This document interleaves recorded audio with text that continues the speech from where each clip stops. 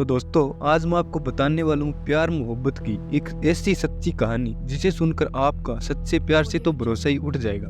ये बात है दिल्ली के जनकपुरी की, जहाँ पर एक प्रेमी जोड़े की ऐसी कहानी जिसमें दोनों प्रेमी जोड़े में इतना प्यार की जिसमें पहली मुलाकात में एक दूसरे को पसंद कर लिया और 2 साल लिव इन में रहे और लव मैरिज भी कर ली। लेकिन शादी के बाद ऐसा क्या हुआ कि शादी के कुछ ही महीनों बाद लड़की का कत्ल हो जाता है और बॉडी कत्ल की 14 दिन बाद मिलती है और वो भी बहुत ही बुरी और गड़ी सली हालत में। तो आज हम बात करने वाले नैन्सी शर्मा के मर्डर केस के बारे में। तो स्टार्ट।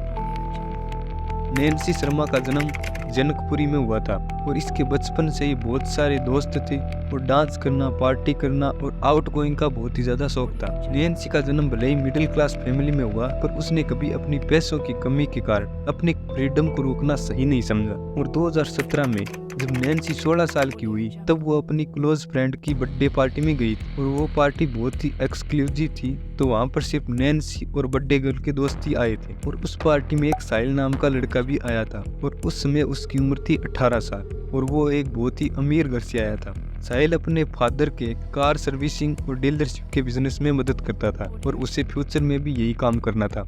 इस बर्थडे पार्टी में नैन्सी और साहिल एक दूसरे को देखा और साहिल को नैन्सी देखते ही पसंद आ गई और फिर उन दोनों ने एक दूसरे से बात करनी शुरू कर दी और बात करने के बाद तो दोनों ने एक साथ डांस भी किया और ड्रिंक भी किया। तो वो पहली मुलाकात में एक दूसरे को पसंद करने लग गए थे और पार्टी के खत्म होने के बाद उन्होंने एक दूसरे के नंबर एक्सचेंज कर लिए और पार्टी के बाद वो एक दूसरे के साथ फोन पर बात करते थे और वो कभी कभी एक दूसरे से मिलने भी जाया करते थे और वो एक दूसरे में इतने इंडल्ज हो गए थे कि एक दूसरे के साथ घंटों तक बात करते थे और आपस में प्लान्स बनाते थे कि अगर हम कभी साथ होंगे तो ये करेंगे, ऐसा करेंगे और अगर हमारी शादी होगी तो हम ऐसा करेंगे। और कई दिनों तक बात करने के बाद नैन्सी को ये रियलाइज होने लगा कि साहिल मेरे लिए सीरियस है और वो इसके बारे में अपने फ्रेंड्स को भी बताने लग गई थी। इसी तरह कुछ हफ्तों तक बात करने के बाद साहिल ने नैन्सी से कहा कि तुम अपने डैड से मेरे बारे में बात क्यों नहीं करती? मैं अच्छे घर से हूँ, बड़े बिजनेसमैन का बेटा हूँ और लफंगा भी नहीं, तो मुझे नहीं लगता कि तुम्हारे डैड को हमारी रिलेशनशिप से कोई प्रॉब्लम होगी, तो हम अपने शादी की भी बात कर लेंगे। नैन्सी यह बात सुनकर बहुत ही खुश हुई क्योंकि इससे पहले कभी भी किसी लड़के ने इतनी सीरियसली अपनी फीलिंग शेयर नहीं की थी और साहिल तो उसकी शादी के लिए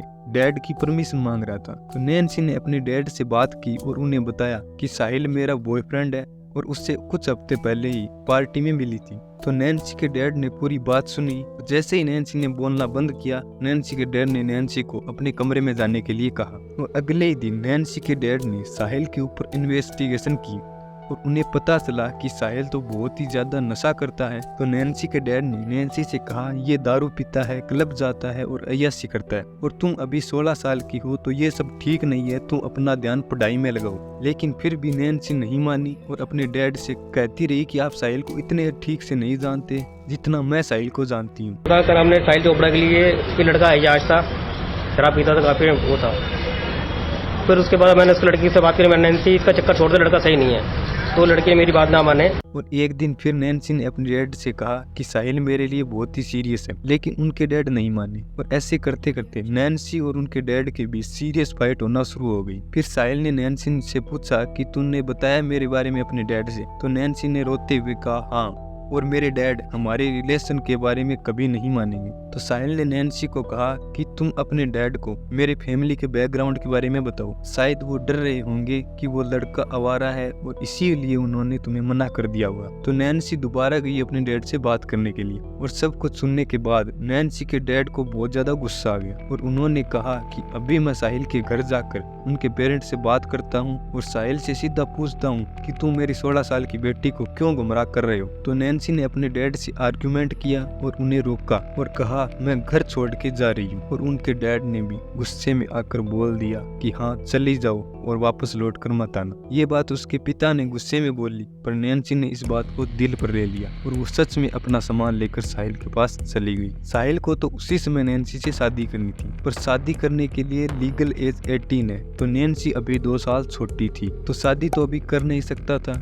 तो साहिल ने एक प्लान सोचा और नैन्सी से कहा कि मैं तुमसे 1 सेकंड भी दूर नहीं रह सकता और तुम्हें दुखी भी नहीं देख सकता। तो साहिल ने कहा तुम डरो मत, हम दोनों लिव इन में रहेंगे और तुम्हारी लीगल एज होते ही हम शादी कर लेंगे। और उस समय तो साहिल नैन्सी के लिए कुछ भी करने के लिए तैयार था। तो साहिल ने दिल्ली में एक फ्लैट लेकर शिफ्ट हो गया। नैन्सी तो अपने घर से भाग गई थी, पर साहिल की फैमिली का क्या? तो साहिल ने अपने फैमिली से कहा कि मुझे फर्दर स्टडी करनी है और इसलिए फ्लैट में रहना चाहता हूँ। तो उसकी फैमिली ने भी परमिशन दे दी, पर उनकी फैमिली को ये पता नहीं था कि वह किसी लड़की के साथ रहने वाला है। तो साहिल और नैन्सी के लिए बहुत ही बड़ा फैसला था लिव इन में रहना, क्योंकि किसी के साथ फोन पर बात करना या उनसे 2-3 घंटे के लिए साथ रहना अलग बात है और उसके साथ 24 घंटे रहना अलग बात है। और पहली बार बिना फैमिली के रिस्ट्रिक्शन में रहने की वजह से नैन्सी अब और भी फ्री स्पिरिटेड हो गई थी। और क्योंकि वो कुछ काम तो कर नहीं सकती थी क्योंकि वो स्कूल जाती थी। और साहिल ने नैन्सी से प्रॉमिस किया कि तुम डरो मत, तुम्हारा पूरा खर्चा मैं उठाऊंगा। और इसी की वजह से नैन्सी को अब सब कुछ करने की पूरी आजादी मिल गई। अब वो पार्टीज, शॉपिंग, एक्सपेंसिव एक्सेसरीज इन सब में रहने लग गई।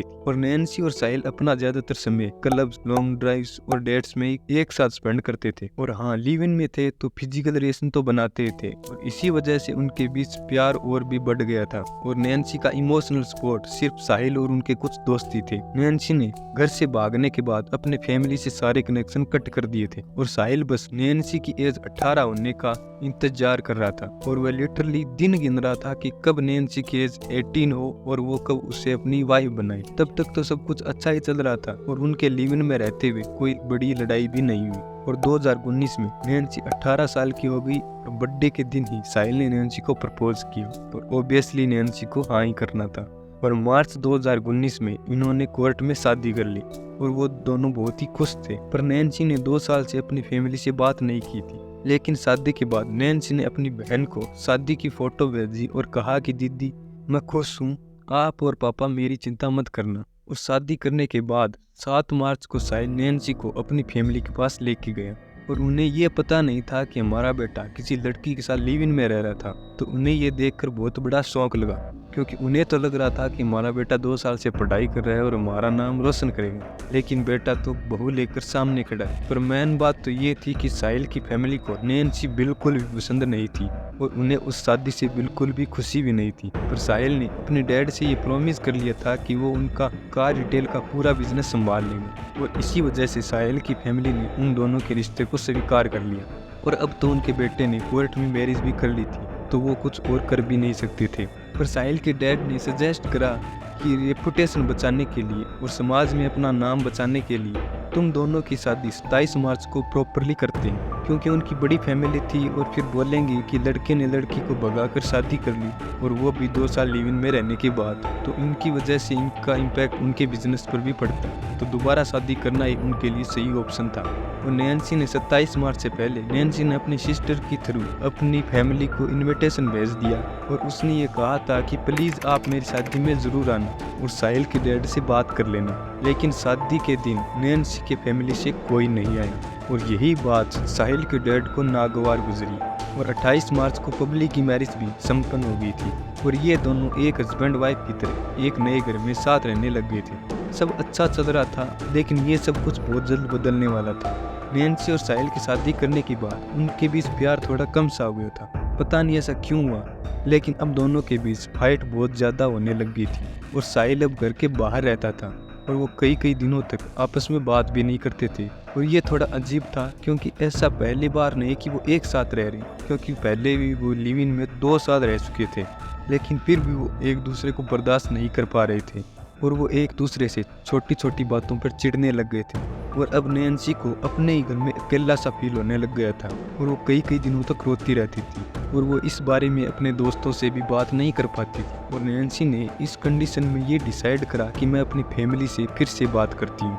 नैन्सी ने अपने पेरेंट्स से बात की और फिर अपनी पूरी फैमिली से बात करना शुरू कर दिया और धीरे धीरे वो लोग भी सॉफ्ट हो गए। नैन्सी ने अपने फैमिली से पहले कुछ नहीं बताया था कि साहिल उसके साथ कैसा व्यवहार कर रहा है। जैसे जैसे वो साहिल से दूर हो रही थी वैसे वैसे वो अपनी फैमिली के करीब आ रही थी, पर वो किसी से ये बता नहीं सकती थी कि साहिल उसके साथ कैसा व्यवहार कर रहा है। साहिल उसके साथ जो भी व्यवहार कर रहा था वो उसे अपनी फैमिली या फ्रेंड्स को बता नहीं सकती थी, पर वो अपनी एक फ्रेंड को अपनी सारी बातें जोकिंगली बताती। पर क्योंकि वो एक दूसरे से मजाक करते थे, इसलिए उसने भी कभी इनकी बातों को सीरियसली नहीं लिया। वो सोच रही थी कि वो बस मुझे शादी के बाद की पति पत्नी के बीच रिलेशन के मैसेज भेज रही है, और वो दोनों एक दूसरे से रोज टेक्स्ट से बात करते थे और हफ्ते में 1-2 बार कॉल पर भी बात करते थे। पर यह बात उसके फ्रेंड के लिए अजीब थी, क्योंकि उसकी नैन्सी से 4 दिन से लगातार कोई भी टेक्स्ट से या मैसेज से बात नहीं हो पा रही थी, और वो लगातार नैन्सी को कॉल कर रही थी लेकिन उसका कॉल लग नहीं रहा था। उसने साहिल को कॉल करने की कोशिश की तो उसका कॉल भी बिजी आ रहा था। तो उसके फ्रेंड को नैन्सी के लिए चिंता होने लगी और इससे वह डर गई और उसने तुरंत ही नैन्सी की फैमिली को कॉल किया। और फिर उन्होंने भी पहले नैन्सी को कांटेक्ट करने की कोशिश की, पर जब नैन्सी से कांटेक्ट नहीं हो पाया तो फिर वो सीधा साहिल के पेरेंट्स के पास गई। और साहिल के पेरेंट्स ने भी यही कहा कि नैन्सी का फ़ोन भी नहीं लग रहा है और साहिल का फ़ोन भी नहीं लग रहा है, हमें भी चिंता हो रही है। और ये सुनने के बाद नैन्सी की फैमिली का डर और भी बढ़ गया और वो खुद से नैन्सी को दिल्ली में ढूंढने लग गई। उन्होंने तुरंत पुलिस स्टेशन जाकर FIR दर्ज कराई और साथ ही वो उनके दोस्तों और साहिल के दोस्तों से नैन्सी के बारे में पूछ रहे थे ताकि उन्हें कोई क्लू मिल जाए। और तभी अचानक साहिल का कॉल आया तो नैन्सी के डैड ने कहा, तुम ठीक तो हो और मेरी बेटी कहाँ है? तो साहिल ने उन्हें बताया कि डैड 11 नवंबर को हम लॉन्ग ड्राइव पर गए थे, पर बीच रास्ते में नैन्सी ने कहा कि तुम यहाँ रुको, मैं शॉपिंग करके आती हूँ। और तब से नैन्सी मिसिंग है और उसका फ़ोन भी नहीं लग रहा है। अब नैन्सी की फैमिली और भी बहुत ज़्यादा स्ट्रेस में आ गई क्योंकि साहिल उनकी आखिरी उम्मीद था। फिर नैन्सी के डैड ने थोड़ा सोचा और फिर सबसे पहले वाली फ्रेंड जिसने नैन्सी के बारे में बताया था उससे नैन्सी के डैड ने कॉल करा और कहा, बेटा तुम डरो मत और तुम्हें नैन्सी के बारे में जो कुछ भी पता है वो सब सच सच बताओ। और नैन्सी के डैड की स्ट्रेसफुल आवाज़ सुनकर नैन्सी की फ्रेंड ने भी सब कुछ सच सच बताना शुरू कर दिया और कहा, शादी के बाद से साहिल और नैन्सी के बीच लड़ाइयाँ हो रही थी और उन्होंने कई दिनों से आपस में बात भी नहीं की थी। फिर उसने बहुत ही इम्पोर्टेंट और बहुत ही डरावने मैसेज के बारे में बताया जो कि नैन्सी ने उसे कुछ दिनों पहले भेजा था। नैन्सी ने अपनी ट्रिप पर जाने से पहले अपनी फ्रेंड को एक रोते हुए सेल्फी भेजी थी और कहा था कि अगर मैं कभी कॉन्टैक्ट से बाहर हो जाऊँ तो प्लीज़ मेरी फैमिली को बता देना और उन्हें यह भी कह देना कि इसके पीछे साहिल का ही हाथ है। और नैन्सी के पेरेंट्स ने ये बात पुलिस को बता दी और पुलिस ने साहिल और उनके 2 दोस्तों को गिरफ्तार कर लिया। और पुलिस ने पूछताछ शुरू की तो साहिल ने वही स्टोरी सुनाई, हम अपने काम और ट्रिप के लिए गए थे और नैन्सी ने कहा गाड़ी रोको और मेरा इंतज़ार करो, तब से ही गायब है। पर साहिल की इस स्टेटमेंट में बार बार डेट चेंज हो रही थी और पुलिस को इसकी टाइमलाइन भी सही नहीं लग रही थी। साहिल ने बताया कि नैन्सी गायब होने के बाद भी पानीपत गया था, तो पुलिस ने उसकी लोकेशन चेक की तो वो सच में पानीपत गया था।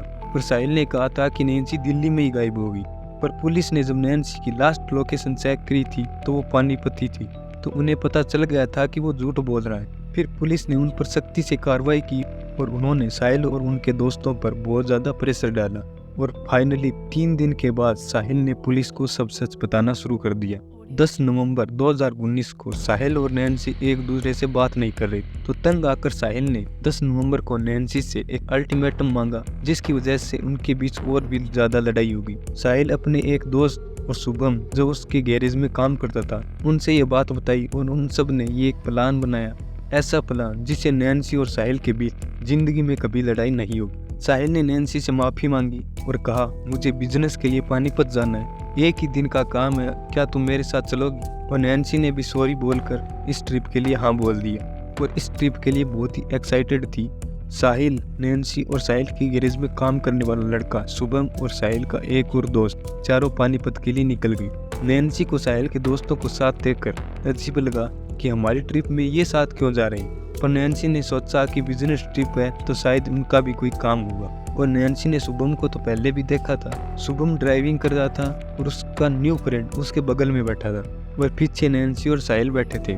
जब ड्राइविंग स्टार्ट हुई तो साहिल और नैन्सी दोनों बहुत ही ज़्यादा क्लोज थे और वो पुराने दिनों की तरह एक दूसरे के साथ मजाक कर रहे थे, जोक्स कर रहे थे। जैसे ही पानीपत शुरू होने वाला था, शुभम ने अपनी गाड़ी कच्चे रास्ते की ओर मोड़ ली और ये कहा कि ये पानीपत के लिए शॉर्टकट है। और वैसे शाम के 8 बज गए थे तो साहिल ने कहा, ठीक है लेकिन यहाँ से जल्दी निकल जाना। शायद वह चाहता था कि नैन्सी सुरक्षित महसूस करे और वो ऐसे बिहेव कर रहा था जैसे कि उसे प्लान के बारे में कुछ पता ही नहीं है। फिर थोड़ी देर जंगल में गाड़ी चलाने के बाद शुभम ने गाड़ी साइड में रोकी और कहा, मैं सुसु करके आता हूँ, और उसके साथ साहिल भी गया। साहिल और शुभम दोनों साइड में हैं और साहिल का न्यू फ्रेंड और नैन्सी दोनों गाड़ी के पास खड़े। वे दोनों बात कर रहे थे तभी अचानक साहिल के दोस्त ने नैन्सी का लेफ्ट हाथ पकड़ा। पता नहीं कहां से अचानक आकर शुभम ने नैन्सी का राइट वाला हाथ पकड़ा। इससे पहले कि नैन्सी कुछ समझ पाती, साहिल ने अचानक उसके सामने आया और नैन्सी के सर पर बंदूक रखी और 2 गोलियां चला दी और नैन्सी की वहीं पर मौत हो गई। उन्हें पता था कि उनकी गाड़ी के टायरों के निशान यहाँ तक आ चुके। उन्होंने जंगल में 1 किलोमीटर दूर पैदल जाकर नैन्सी की बॉडी को फेंक दिया और साहिल ने अपना, शुभम का और अपने दोस्त का फ़ोन स्विच ऑफ कर दिया। और फिर एक रात पानीपत में रहने के बाद ये लोग इधर उधर शहरों में भटकते रहे। लास्ट साहिल का जो स्टॉप था वो था मुजफ्फरनगर, जहाँ उसने अपनी कार बेचने की भी कोशिश की। और फिर ये मुजफ्फरनगर से वापस दिल्ली आ गया और वहाँ से उसने नैन्सी के डैड को कॉल किया और वो कहानी सुनाई। तो आपको ये पता ही है कि साहिल ने नैन्सी को मार डाला और ये भी जानते हैं कि उसकी डेथ पानीपत में ही हो गई थी और उसकी बॉडी भी पानीपत से 1 किलोमीटर दूर किसी जंगल में मिली थी। ये तीनों अरेस्ट हो गए थे। जब फाइनली नैन्सी की बॉडी मिली थी तो एकदम से ही सड़ी गली हालत में मिली थी।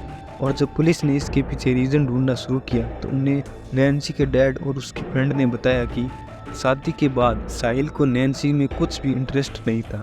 वो बस उससे छुटकारा पाना चाहता था ताकि वह और लड़कियों के साथ खिलवाड़ कर सके और इसी वजह से साहिल ने नैन्सी की हत्या कर दी। इससे आपकी क्या राय है? नैन्सी को अपने डैड की बात माननी चाहिए थी या नहीं? मिलते हैं नेक्स्ट वीडियो में। Bye bye.